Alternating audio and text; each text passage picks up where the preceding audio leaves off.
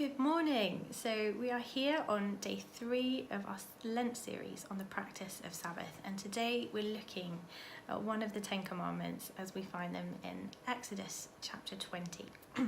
So at number 4 on that list we have this, which is around verse 8.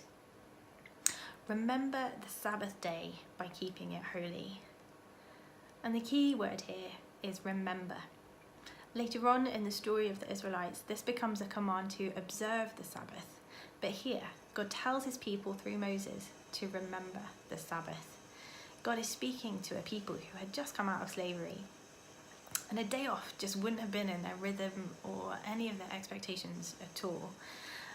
And enslaved people don't get to choose to go on holiday.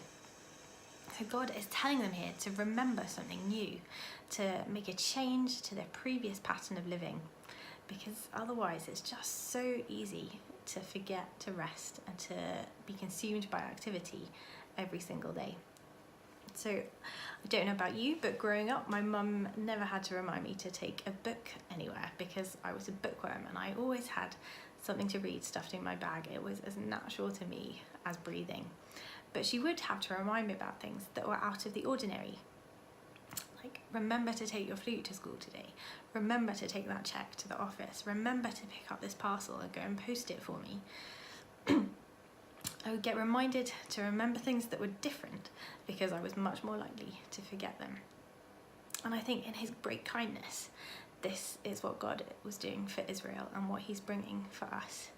He's reminding us to remember the Sabbath so that we don't forget it.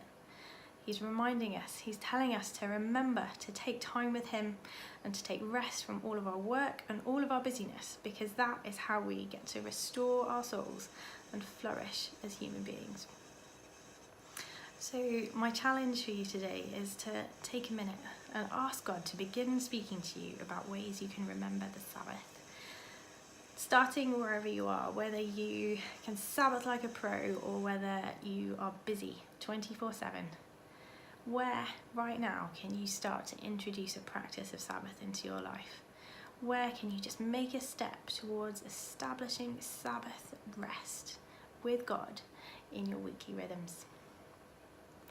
Have a great day, and we'll see you tomorrow.